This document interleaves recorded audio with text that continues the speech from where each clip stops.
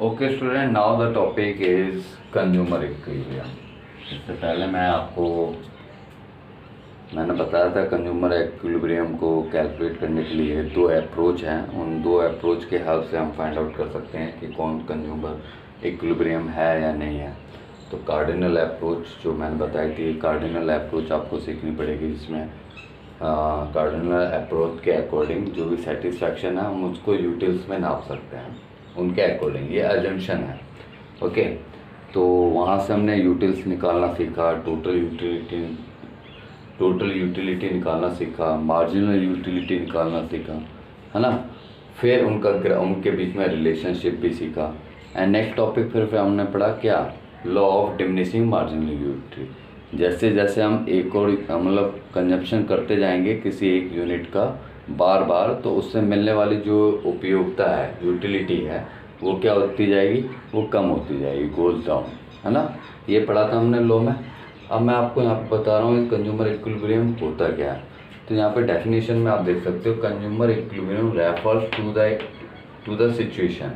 उस सिचुएशन को बोलते हैं when a consumer is having maximum satisfaction.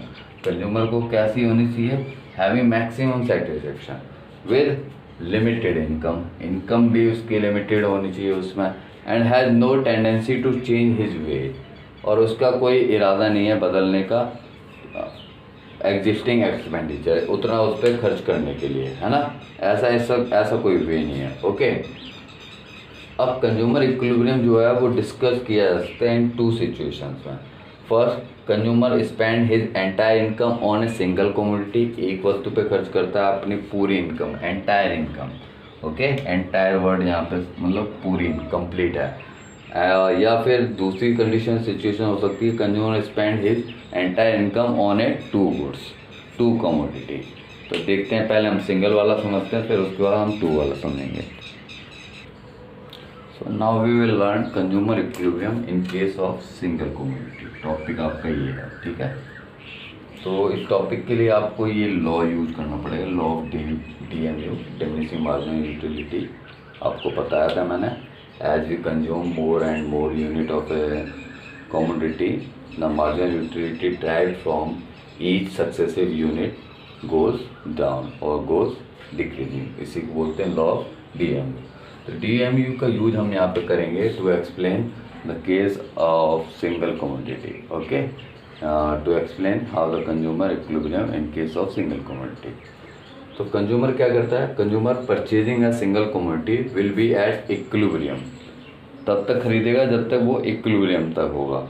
When he buying such a quantity of that commodity which gives him maximum satisfaction. वो कोई भी quantity को तब तक खरीदेगा जब तक उसको उससे मैक्सिमम सेटिस्फैक्शन मिलता रहेगा। ओके, इतनी बात समझ में आ गई होगी। चलो अब आगे देखते हैं। Now you can see the number of unit to be consumed by of the given consumed of the given by a consumer depend on two factors। कोई भी कंज्यूमर है, आप भी कंज्यूमर हैं, तो ये दो बातों पर निर्भर करता है कि वस्तु की कीमत क्या है, price of the given commodity. कोई भी कमोडिटी आप खरीद रहे हो उसकी कीमत क्या है, एंड एक्सपेक्टेड यूटिलिटी, कि उससे कितनी यूटिलिटी मिलेगी आप एक्सपेक्टेड जो कर रहे हैं फ्रॉम ईच सक्सेसिव यूनिट। आपने एक, दो, तीन, तो उससे जो आपको एक्सपेक्टेड यूटिलिटी कितनी मिलेगी, इन बातों पर निर्भर करता है कि वो कितना खरीदेगा। और उसको प्राइस, यानी दो चीज़ों से देखनी पड़ेंगी, एक तो प्राइस देखना पड़ेगा और expected utility from each successive unit. Okay okay, now you have to determine the equilibrium point. तो how will you determine equilibrium point. Consumer जो होता है वो क्या करता है, कंपेयर करता है किस चीज़ को, प्राइस को, किसके साथ, यूटिलिटी के साथ। किसका, प्राइस का यूटिलिटी के साथ कंपैरिजन होता है। कंपैरिजन मतलब एक वन साइड लिखा उसने प्राइस और दूसरी साइड लिखा क्या, यूटिलिटी। तो जहाँ पे ये इक्वल होगा, लिखा है ना मैंने equal, being a rational consumer, rational मतलब समझदार, बेवकूफ़ नहीं होना चाहिए। Being a rational consumer he will be at equilibrium when marginal utility is equal to price paid for the commodity. इसको यहाँ पे मार्जिनल यूटिलिटी लिख लेता हूँ और बढ़िया लगेगा, सही हो जाएगा डेफिनेशन। तो price equal to marginal utility, ठीक है ना। जहाँ पे होगा वहाँ पे कंज्यूमर इक्विलिब्रियम होगा। अब आगे देखते हैं आगे क्या समझना है इसमें। So we know marginal utility expressed in units, जानते हैं ना, एंड प्राइस भी expressed in terms of money. तो कंपैरिजन तो हम कैसे कर सकते हैं, सेम चीज़ होती है तभी तो कंपैरिजन कर सकते हैं ना। जैसे नंबर्स के बीच में नंबर भी तो कंपैरिजन कर सकते हैं, 23 या 33 और 23, यहाँ पे हम कंपैरिजन कर सकते हैं, ये बड़ा है तो नंबर के साथ ही नंबर कंपैरिजन हो जाएगा ना। पर यहाँ पे तो हमें क्या कंपैरिजन करना है, यूटिलिटी और प्राइस, ये कंपैरिजन करना है। तो पहले प्राइस को आपको यूटिल्स में कन्वर्ट करना पड़ेगा, ठीक है, जिसको आप बोलते हैं MUM, marginal utility of money and marginal utility of commodity, ठीक है ना। तो इसको निकालने का तरीका यहाँ पे लिखा हुआ है कि marginal utility and price can be effectively compared only when both are stated in the same unit. तभी कंपेयर कर सकते हैं जब दोनों की यूनिट सेम होगी। जैसे कमोडिटी से मिलेगी वो मार्जिनल यूटिलिटी होगी, और प्राइस से जो मिलेगी उसको बोलेंगे मार्जिनल यूटिलिटी ऑफ मनी, ठीक है। शॉर्ट में MUM, marginal utility of money. Money की भी तो कुछ यूटिल्स होगी, हाँ, पर्सन टू पर्सन चेंज होती रहती है यूटिल्स, डिपेंड करेगा कि किसके लिए कितना मैटर करता है। चलो आगे देखते हैं। तो यहाँ तक आपको समझ में आ गया होगा। जो चीज़ समझ में नहीं आती है, जब टॉपिक कोई रह जाता है वीडियो में, तो आप उसके स्क्रीनशॉट लेके समझ सकते हो और मुझसे आस्क कर सकते हो। तो यहाँ से आप समझ सकते हैं, जैसे कि मैंने आपको बताया कि कंज्यूमर इक्विलिब्रियम की कंडीशंस होती हैं। तो कंज्यूमर कहाँ पे इक्विलिब्रियम होगा, जहाँ पे मार्जिनल यूटिलिटी एक्स कमोडिटी है, कि कंज्यूमर कौन सी कमोडिटी ले रहा है, कमोडिटी एक्स कुछ भी हो सकता है, bread, butter, jam, whatever, x commodity को कंज्यूम कर रहा है। तो एक्स की जो मार्जिनल यूटिलिटी होगी वो इक्वल किसके बराबर होनी चाहिए, प्राइस ऑफ एक्स के। या फिर ये तो होती है कंज्यूमर इक्विलिब्रियम वाली कंडीशन, कंज्यूमर इक्विलिब्रियम। अगर ये नहीं होगा तो सिचुएशन बनेगी ये और ये। तो इन सिचुएशन में क्या होगा, इस सिचुएशन में आप देख सकते हो यहाँ पे marginal utility of x greater than price of x. तो इस सिचुएशन में कोई भी रेशनल कंज्यूमर जो होगा, समझदार कंज्यूमर होगा, वो उस चीज़ को और ज़्यादा परचेज करेगा, क्योंकि यहाँ पे उसका प्राइस कम है और मार्जिनल यूटिलिटी उसको ज़्यादा मिल रही है, यानी कि सेटिस्फेक्शन उसको ज़्यादा मिल रही है। तो वो तब तक करता रहेगा जब तक ये इक्वल नहीं हो जाते हैं। इस ऐसे ही थर्ड वाली सिचुएशन में देखोगे यहाँ पे भी इक्विलिब्रियम नहीं है, इन दोनों सिचुएशन में इक्विलिब्रियम नहीं है। तो इक्विलिब्रियम नहीं है तो यहाँ पे देखा है कि प्राइस की जो यूटिलिटी है वो ज़्यादा है और जो गुड्स एक्स है उसकी यूटिलिटी कम है। तो वो क्या है, उस गुड्स को कम यूज़ करेगा। तो कम करने से क्या होगा, उसकी जो नीड जो यूटिलिटी है वो बढ़ेगी, धीरे धीरे बढ़ती जाएगी, और मार्जिनल यूटिलिटी एक्स गुड्स की बढ़ती जाएगी और तब तक बढ़ती जाएगी जब तक कि वो इक्वल प्राइस के नहीं हो जाती। और उस पॉइंट को हम बोलते हैं कंज्यूमर इक्विलिब्रियम। चलो with the help of example हम इसको समझते हैं कि कंज्यूमर इक्विलिब्रियम कब होता है। Okay, now understand the topic by an example. Okay, example से आपको जल्दी समझ में आ जाएगा क्या मैं कहना चाहता हूँ। और अभी मैंने बहुत सारे सब मतलब स्टेटमेंट लिख दिए, हो सकता है उसका मीनिंग ना समझ में आओ। Let us now determine the consumer equilibrium if the consumer spent his entire income on single commodity. Suppose consumer want to buy a good, say X. Good कौन सा है, good X. Okay. Consumer buy good X, which is price ₹10. ₹10 per unit. एक खरीदेगा 10 रुपए की, दो खरीदेगा 20 रुपए की। एक्स कोई कमोडिटी है, ठीक है। Further, suppose that marginal utility derived from each successive unit is determined is given. अब मैं आपको यहाँ पे दिखाता हूँ एक टेबल के थ्रू, और ये भी अज्यूम कर रखा है, इट इज़ अज्यूम मैंने कहा था सब कुछ अज्यूम करके ही किया जाता है, तो it is assume that one utils equal to ₹1। Okay, एक परसेंट टू परसेंट चेंज हो सकती है। अब इससे हम एग्जांपल से समझते हैं। यहाँ पे यूनिट एक्स लिख लेता हूँ, यूनिट एक्स, यहाँ पे उसका प्राइस लिख लेता हूँ, प्राइस ऑफ एक्स। एक कॉलम बना लेते हैं हम, margin utility of x. Okay, and एक कॉलम बना लेते हैं डिफरेंस, कंपैरिजन करने वाला, तो उसको हम बोलते हैं डिफरेंस।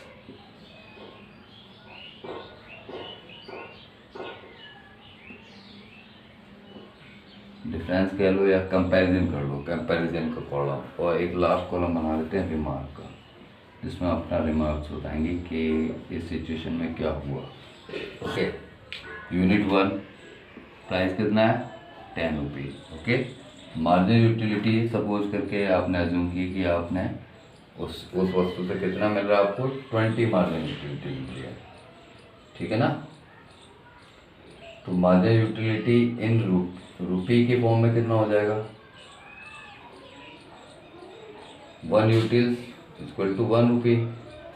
तो मनी के फॉर्म में, यानी कि एक और कॉलम बना लेता हूँ मैं यहाँ पे, margin utility of money, 1 units equal to 1 utils, 1 rupee, 1 utils, यहाँ पे यूनिट्स लिख दिया है ना, 1 यूटिल्स इक्वल टू 1 रुपी। खर्च कितने किए, 10, यूटिल्स कितनी मिल गई, 20। मार्जिन है, margin utility equal to price. Difference, खर्च कितना किया, मार्जिन यूटिलिटी मिली उसे 20 और खर्च कितना किया उसने, 10 का, यानी कि उसे यहाँ पे डिफरेंस पता लगा, यानी कि ये पता चल रहा है यहाँ पे रिमार्क कि margin utility of x greater than है पी एक्स। ओके, तो ऐसी सिचुएशन में क्या करेगा, कंज्यूमर कंज्यूम मोर, यस और नो। और अगर ज़्यादा यूटिलिटी मिल रही है, पैसा कम जा रहा है और ज़्यादा यूटिलिटी मिल रही है, तो कंज्यूमर क्या करेगा, consume will increase the consumption, उसका कंजम्पशन बढ़ा देगा। अब 2 यूटिल्स हैं, तो प्राइस 10 का ही रहेगा, 10 रुपये पर है, तो प्राइस टोटल कितना खर्च हुआ उसका, 20, और उसको मार्जिन यूटिलिटी मिली है 16। ओके, मार्जिन यूटिलिटी मिली है कितनी, 16, तो यानी कि 60 यूटिल्स उसको मिल गया, है ना। मार्जिन यूटिलिटी के बराबर मैंने बताया था प्राइस, तो डिफरेंस यहाँ पे आप देख सकते हो, डिफरेंस क्या होगा, 16 माइनस 10, 16 रुपये की चीज़ थी और खर्च किए हुए कितने उसने, 10 रुपये। अब भी मार्जिन यूटिलिटी कितनी है, ज़्यादा है इस सिचुएशन में, तो इसका भी रिमार्क सेम हो जाएगा। ओके, अब जैसे ही वो थर्ड कमोडिटी खरीदता है तो 30 रुपये खर्च करेगा, यानी 30 यूटिल्स खर्च करेगा, और उसकी मार्जिन यूटिलिटी है उसकी 10, खर्च किए उसने 30 रुपये और उसकी मार्जिन यूटिलिटी उसको 10 मिली है। तो यहाँ पे आप देख सकते हो कि 10 यूटिल्स मिली है, तो 10 ही आपको उसको मिलेगा। तीसरी यूनिट उसने खरीदी, 10 रुपये की थी, 10 रुपये खरीदी उससे, और उसकी जो मार्जिन यूटिलिटी थी वो, क्योंकि बार बार खरीद रहा है तो कम होगी, कमोडिटी की यूटिलिटी गिरती है, पहले उसको ज़्यादा अच्छी लगी, फिर कम अच्छी लगी, और कम अच्छी लगी, तो उसको मार्जिन यूटिलिटी कितनी मिली, 10। और 1 यूटिल्स कितने के बराबर है, 1 रुपये के बराबर, तो यूटिल्स कितनी हो गई, 10 हो गई। तो इन दोनों का डिफरेंस कितना आया, 10 माइनस 10। ये डिफरेंस एक्चुअली किसका है, mu का, MUX माइनस PX। इससे तो पता लगेगा, तो MUX/X माइनस किया आपने और यहाँ पे मिल गया आपको 0। तो 0 जब मिला तो यहाँ पे क्या हो गया, marginal utility of x equal हो रही है किसके, PX के। तो इस पॉइंट को अंडरलाइन कर लो, ब्रैकेट में बंद कर लो, इस पॉइंट को आप बोलोगे कंज्यूमर इक्विलिब्रियम, ठीक है ना। आगे बढ़ते हैं, एक और यूनिट खरीदते हैं 4, खर्च कितने किए 10, यूटिलिटी उसको मिली 4, खर्च किए 10, यूटिलिटी मिली 4, खर्च किए 10, सॉरी यूटिलिटी मिली उसको 4, खर्च किए 10। तो मार्जिन और जो उनका डिफरेंस आएगा वो क्या आएगा, -6। यानी कि इस केस में क्या हुआ, MUX जो है वो लेस रह गया किससे, सॉरी लेस रह गया किससे, PX से। खर्च तो आपके 10 रुपये हुए और यूटिलिटी मिली सिर्फ 4, तो कंज्यूमर खरीदेगा क्या, नहीं। ऐसे ही और कमोडिटी बढ़ाओगे 10 रुपये फिर खर्च करेगा एक और यूनिट, और उसको मार्जिन अब एक्स्ट्रा बार बार खरीद रहा कंटिन्यू, तो MU तो घटेगा ही उसका, है ना, 0 हो गया यहाँ पे। तो डिफरेंस आप देख सकते हो, पैसे मिला कितना उसको 0, खर्च कितने हुए 10 माइनस 10। तो यहाँ पे भी क्या हो रहा है, MUX लेस देन है, प्राइस ज़्यादा खर्च हो रहा है और मार्जिन यूटिलिटी तो मिल ही नहीं रही, 0 मिल रही है। एक और क्या, 6 अगर 6 को मिलती है, आप 10 रुपये फिर खर्च कर रहे हो तो आपको मार्जिन यूटिलिटी मिलती है 6, खर्च कितने किए आपने, यूटिलिटी कितनी मिली -6, खर्च कितने किए -10, डिफरेंस देख सकते हो कितना आया, -60। तो कंज्यूमर क्या हो गया यहाँ पे भी, कंज्यूमर यहाँ पे क्या होगा इन तीनों केस में, लास्ट के 4, 5, 6 वाले केस में consumer will decrease the consumption, will decrease the consumption।